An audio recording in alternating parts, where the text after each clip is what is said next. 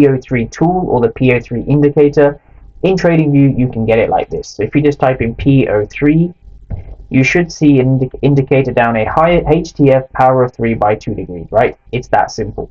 So this here would be your daily opening price, right? So this would be your daily opening price, so it would be DOP, right? So let's just label that in DOP. Now, the whole point of having the daily opening price is you want to be selling above the daily opening price, right? So if this is the daily opening price, there's no point trying to catch an expansion down here, right?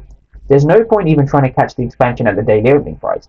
You want to be selling somewhere, ideally above this daily opening price, so you can catch the move or catch some of the move, right? Catch some of the distribution, right? And that's what we're going to be going through in this video using order flow. So the first thing to understand is you're looking for, and this is how I approach my charts every day, you're first looking for a 15-minute FVG or a 15-minute imbalance, right? So 15-minute FVG like this.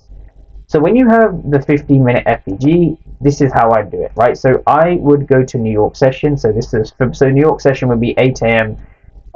Eastern or 1 p.m. in the UK. And what I'm looking for is I want to look for a 15-minute fair value gap. Now there's a few which you could identify. Now one of them is here, but the problem is this fair value gap has already been mitigated, right? Right.